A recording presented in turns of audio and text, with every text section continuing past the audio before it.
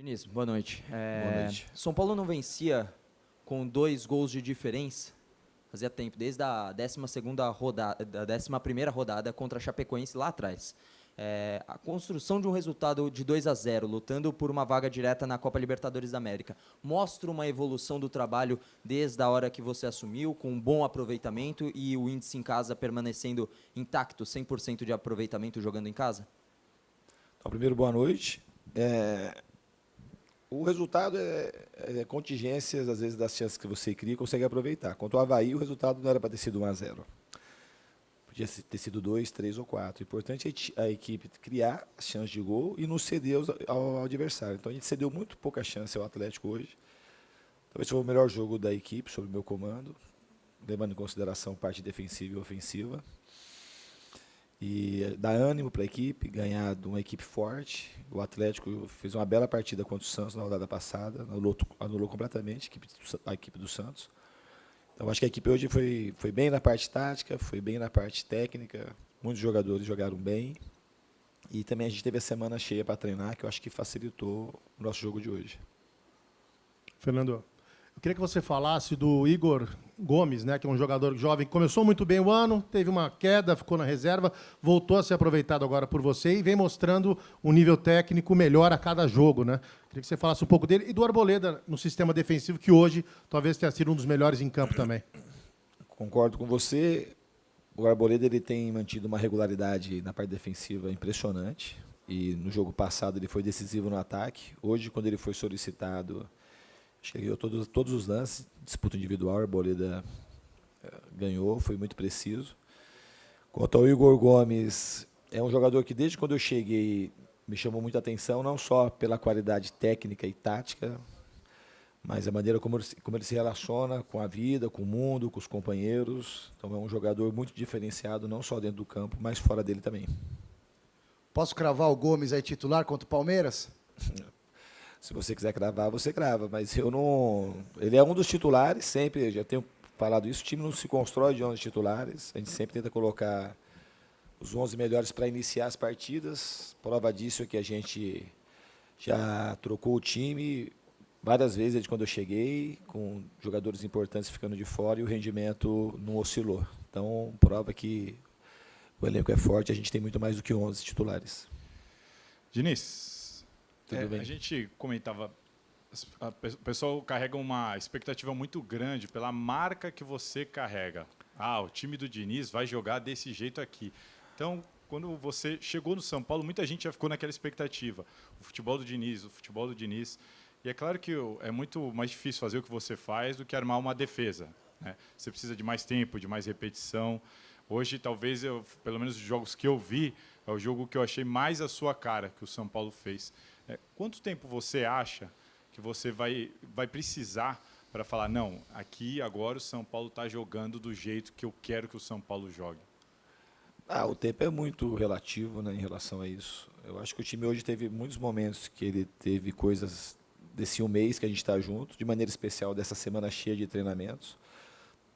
Os jogadores vão ficando mais seguros, e o que dá segurança não é só o treinamento, são as próprias partidas. Quando a gente jogou contra o Cruzeiro imprimiu uma pressão que a gente ainda não tinha sofrido, mas a gente deixou de fazer muitos movimentos que já estavam treinados. Então, você assiste o jogo, corrige, os jogadores percebem que dava para fazer diferente.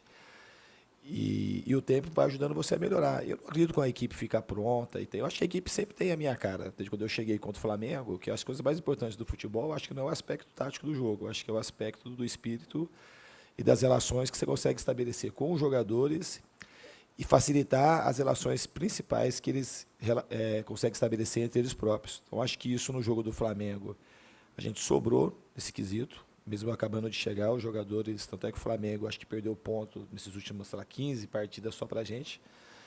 E os jogadores, a gente jogou de uma maneira diferente do que o habitual, com menos posse de bola, mas com a parte defensiva muito coeso e os jogadores se ajudando muito. E tivemos chance de ganhar o jogo lá. Então, isso, acho que a base principal, desde a minha chegada aqui, ela já aconteceu de imediato. E essa questão dos recursos táticos que a gente vai treinando, eles vão acontecendo na medida que o tempo vai passando e a gente tem a oportunidade de treinar a equipe. Então, mas não dá para saber quando que vai ficar, que você vai falar agora foi a cara do Diniz. Eu achei que hoje teve bastante a minha cara. Diniz, boa noite. Tudo bem?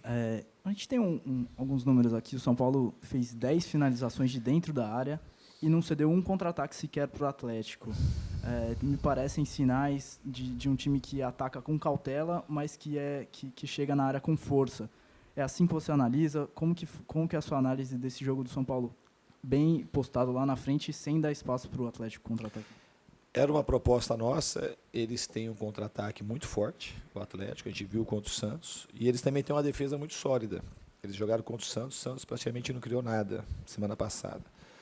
Então isso eleva o mérito da equipe, que soube atacar, e a gente tinha que atacar com inteligência. Então nem foi questão de cautela, foi inteligência mesmo.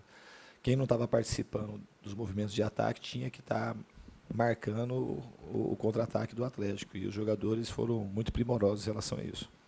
Diniz, boa noite. Boa noite. Eu queria perguntar, faz tempo já para você, sobre isso, né? Você é o terceiro trabalho seu em um time de Série A, Fluminense e Atlético Paranaense, e eu sempre acompanhando você, ouvi das relações que você acabou de citar agora. Como que está sendo trabalhar isso no São Paulo, nesse curto espaço de tempo até aqui, sendo que são jogadores que já são consagrados, jogadores de um patamar de carreira diferentes, talvez, de antes de Fluminense e Atlético Paranaense que você pegou, um Daniel Alves, um Hernanes, um Pato. Como que está sendo isso e como que está essa avaliação desse início de trabalho seu até aqui? O trabalho está sendo muito bom, como foi no Atlético, o trabalho. Às vezes o resultado não vem com a pressa que as pessoas querem. O Atlético Paranaense teve um mês o time estava no céu, depois de um mês ele estava no inferno. E assim que a gente costuma analisar o trabalho aqui no Brasil. No Fluminense, acho que até o trabalho foi bem analisado, mesmo com os resultados no Brasileiro não vindo da maneira que a gente estava jogando, mas já teve uma melhora. E aqui o trabalho está sendo bom, como foi nos outros clubes, e está tendo resultado. E aqui é um clube que tem um bom orçamento para poder contratar jogadores. A gente tem um dos melhores jogadores do mundo no nosso elenco, tem esse privilégio de ter um cara como o Daniel Alves, tem o Hernanes, tem um Pato, tem jogadores desse tipo que facilita. Tem uma estrutura muito grande, muita gente trabalhando, já falei isso várias vezes, é bom realçar.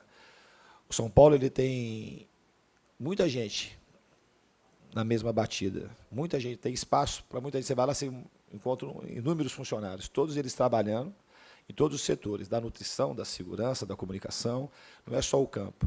O pessoal da diretoria sempre coeso, então é um time que merece avançar, e a torcida que está ansiosa, já faz bastante tempo, também merece que as vitórias apareçam. Então, quando a gente fala de trabalho, para a gente avaliar trabalho, a gente não pode avaliar o resultado final do jogo só. Tem gente que, quando eu vou analisar alguém, um jogador bom, não analisa que o jogador, se ele fez o gol, perdeu o gol. É muito mais do que isso. Tem jogador que sabe fazer gol e perde o gol, mas se ele perdeu o gol, nesse momento ele perdeu o gol, mas ele tem todo o gesto de quem sabe fazer o gol. E aqui eu acho que às vezes a gente acaba avaliando os trabalhos simplesmente pelo placar final do jogo. Às vezes não analisa no primeiro revés, mas quando tem o segundo e o terceiro, quase todo mundo cede. Eu acho que a gente tem que procurar avançar nesse sentido. Quando você me pergunta dos jogadores que tem aqui, jogador é tudo gente, tudo ser humano. Minha maneira de tratar é muito parecida. Claro que parecido não quer dizer que você não tem que fazer uma diferenciação num jogador de 35 anos e de um jovem.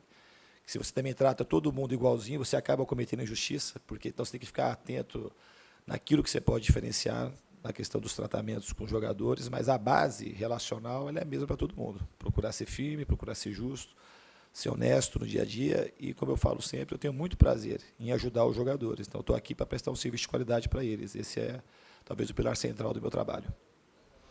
Diniz, o quanto, para você, na sua opinião, assim, um estádio rival, uma atmosfera rival pode influenciar para um jogo ou um tabu? Isso entra em campo ou não entra em campo? Pensando agora num clássico, jogando no estádio do Palmeiras? Eu, pessoalmente, não levo muito essas questões em consideração. Tem muito jogo. Por Palmeiras jogar lá, como para a gente jogar aqui, é um fator importante, mas isso não é determinante. Determinante é aquilo que os jogadores vão conseguir produzir dentro do campo. Então, a gente vai procurar fazer o melhor que a gente puder para fazer um grande jogo lá na quarta-feira.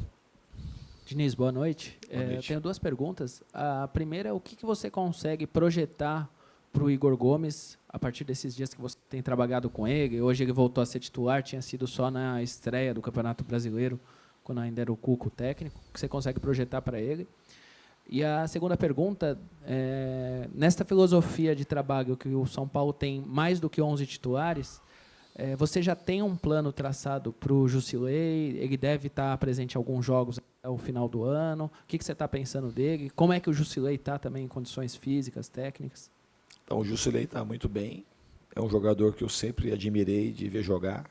E ele chegou, embora tivesse já um tempo afastado do clube, ele chegou em condições muito boas, surpreendeu a todos.